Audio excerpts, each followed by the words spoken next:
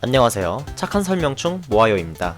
저는 기승전모를 처음으로 시작할 때 게임에 한해서만 다를 것이라고 한 적이 없었습니다. 그런데도 모두들 게임만 추천을 해주시더군요. 저는 과거부터 현재까지 다룰 수 있으면 뭐든 다룰 예정입니다. 그래서 기승전모 애니의 첫 주제, 타임지 선정 최고의 애니메이션, 오바마가 딸과 함께 보는 애니메이션, 주인공이 미국에서 가장 섹시한 남자인 애니메이션, 스폰지밥입니다.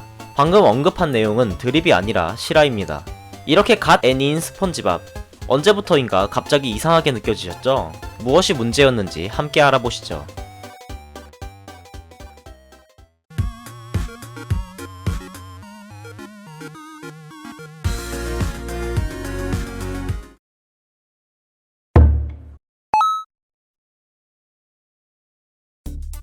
(90년대) 후반 교육방송인 EBS에서 이렇고 저렇고 이러한 병맛스럽지만 재밌는 만화를 방영하기 시작했습니다. 참고로 언급한 만화들은 아재력이 상당한 사람만 기억합니다. 당시 어린 나이였던 저 역시 크고 아름다운 병맛을 음미할 수 있었던 이 애니들은 미국의 키즈 채널 니켈로디언에서 제작한 애니들입니다.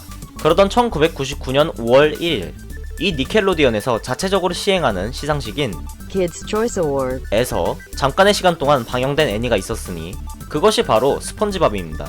스폰지밥은 해양생물학자 스티븐 힐렌버그가 어린이를 타겟으로 한 해양생물 만화입니다. 해양생물 만화라. 당연히 이 말만 듣고 누구든지 교육 만화를 떠올리겠지만 유사 이래 가장 유명하고 가장 병맛인 만화가 탄생해버렸습니다. 물론 작가가 해양생물학자인지라 나름의 고증은 있습니다. 스폰지밥은 해면, 뚱이는 불가사리인지라 극한의 상황을 겪어도 멀쩡히 살아있습니다. 실제로도 이 두 생물은 생명력이 상당히 강합니다. 또한 집게리아는 가재 담는 통발, 미끼 식당은 미끼 담는 통을 참고하여 만들었고, 비키니시티는 미국의 핵폭발 실험지 아래에 있기 때문에 방사능의 영향으로 비키니시티 사람들이 비정상적 행동을 하는 것이라고 합니다. 이렇게 나름의 고증까지 있어서 유익한 건 솔직히 모르겠고 재미 하나는 보장했던 스폰지밥은 시상식에서의 잠깐의 시간 동안 방영한 것만으로도 주목을 받았고 시즌1에서 듣도 보도 못한 신박함으로 인기를 모았으며 시즌2부터 디지털 제작으로 변경되어 보다 깔끔한 움직임을 보여주었습니다. 개인적으로 저는 뚱이의 눈썹으로 시즌1과 2를 구분했네요. 스폰지밥은 시즌2부터 본격적으로 인기를 끌기 시작했다고 합니다.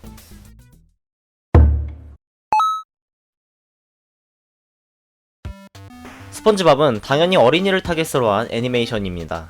하지만 알기 쉬운 사이코 드라마라는 별명이 있을 정도로 도저히 아동용으로 볼 수 없는 이런 연출이라든지 이런 연출까지 종종 등장하곤 합니다. 심지어 내용 자체가 어린이들에게 적절하지 않은 것도 있죠.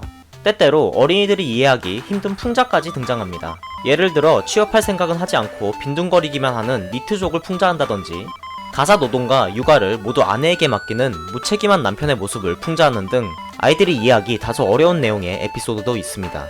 그러나 이런 블랙 코미디 덕분에 오히려 어린이뿐만 아니라 어른들까지도 즐기는 애니가 되었습니다. 이렇게 남녀노소, 국가를 불문하고 특유의 컬트적인 매력에 빠졌습니다. 한국 또한 예외는 아니었죠. 한국에서는 2000년 3월에 네모네모 스펀지송이라는 제목으로 EBS에서 처음으로 방영하였고 2003년부터 재능TV에서 보글보글 스폰지밥이라는 제목으로 방영한 바 있습니다. 스펀지송과 스폰지밥은 성우진이 다르기 때문에 보던 것을 보지 않는다면 꽤 이질감을 느낄 수 있습니다. 스펀지송은 이 캐릭터들을 연기한 김승준 성우가 담당. 그런 짓은 하지 말아야 했는데 난 그 사실을 몰랐어. 그리고 흔히 우리가 스폰지밥 하면 떠오르는 전태열 성우는 메소드가 뭔지 제대로 보여줘 해외에서도 극찬을 받았다고 합니다. 재능TV에서 시도 때도 없이 방영하던 스폰지밥이었지만 재능TV에서 방영하는 모든 애니메이션 중 스폰지밥이 시청률이 가장 높을 정도로 인기 있었다고 합니다. 그 외로도 스폰지밥의 인기에 폭풍같이 취해보자면 스폰지밥은 170여 개국에 25개의 언어로 방송되며 매일 2,700만 명이 시청한다고 합니다. 하지만 니켈로디언이 무려 3억 5천만 가구에서 방송되고 있는 것을 감안한다면 2,700만 명에서 더욱 올라갈 가능성도 있는 것이죠.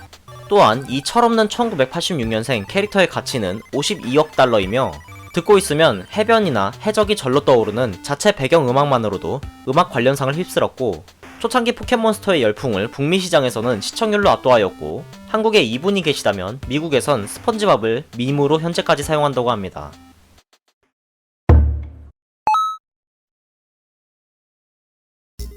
이번 기승전모에서는 저의 주관적 의견이 보다 많을 수 있습니다. 원래 기승전모의 의의가 주관적 내용이긴 하지만요. 스펀지밥은 제작 담당자인 스티븐 힐렌버그만의 독특한 풍자와 센스 덕에 남녀노소 인기를 누렸습니다. 하지만 그는 시즌3를 마지막으로 책임 제작자에서 물러났습니다. 그리고 등장한 새로운 제작자 폴 티빗. 이 사람이 등장하고 스펀지밥은 너무나도 많이 변했습니다. 하나하나 살펴보죠. 일단 그로테스크한 장면이 상당히 증가했습니다.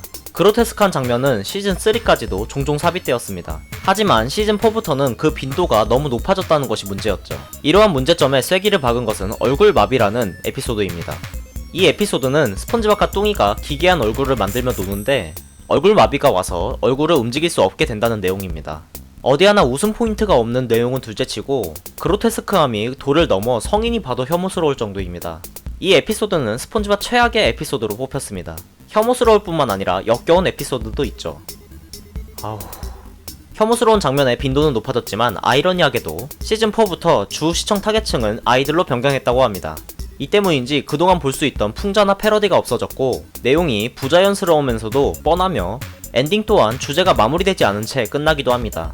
그 예로 방금 전에 언급한 얼굴 마비편의 엔딩은 무엇일까요? 그냥 주연들이 얼굴이 저대로 굳고 끝납니다. 이건 너무한 거 아니냐고. 또한 장면 하나하나에 유머 코드를 넣으려고 노력한 게 느껴졌습니다. 그게 개노잼이라 문제죠. 게다가 이 둘은 징징이를 빡치게 할지언정 시청자들에게는 재미를 줬었는데 이젠 무개념한 행동으로 시청자들까지 빡치게 합니다. 이 점은 뚱이가 더 심각한데요. 시즌이 지날수록 자기 편할 때만 친구고 불리할 땐 나몰라라 하는 이미지가 커졌습니다. 사실 시즌4부터는 비키니시티 시민 모두가 이상해졌습니다. 서양판 나뭇잎 마을을 보는 듯하다 라는 평가를 받았습니다. 참고로 저 평가는 제가 한 게 아니라 미국인들이 직접 붙인 별명입니다. 마지막으로 스펀지밥 시즌4부터는 제작 기술을 변경했는지 보다 선명하고 밝아졌으며 움직임이 부드러워졌습니다. 이것만 보면 긍정적인 효과지만 뜬금없이 움직임이 빨라졌습니다. 저는 인물 간의 대화에서 숨쉴 틈이 없다 라고 느꼈습니다. 그게 호흡이 지나치게 빨라지다 보니 성우 주인의 말까지 빨라질 수밖에 없었죠. 한국의 전태일 성우는 이 때문에 인터뷰에서 말하길 발성을 짜듯이 바꿨다고 합니다. 사실 이 점은 예민한 사람이 아니라면 신경 쓰지 않을 수도 있습니다. 하지만 전 예민해서 몹시 거슬리더군요. 언급한 모든 특이점들은 저뿐만 느낀 것이 아니라 전 세계 모든 스펀지밥의 팬이 느꼈다고 합니다. 이로 인해 올드 팬들은 시즌4부터는 못 보겠다고 꺼려하는 경우가 많다고 합니다.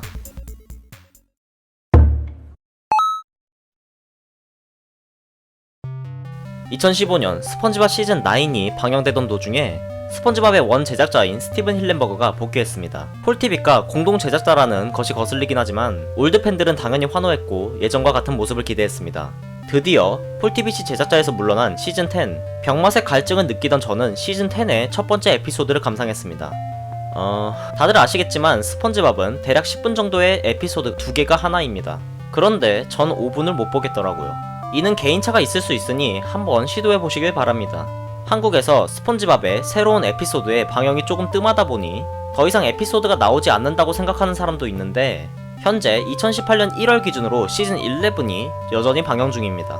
또한 시즌4부터 극단적으로 호불호가 갈리긴 하지만 여전히 니켈로디언의 주력 애니죠. 언급했듯이 니켈로디언은 세계 최대 규모의 키즈 채널이고 이런 대형 채널의 주력 애니라면 인기가 없다고 말하기는 어렵습니다. 게다가 팬들이 그리워하는 에피소드들은 스폰지밥 전체로 봤을 땐 이제는 더 적은 부분을 차지합니다.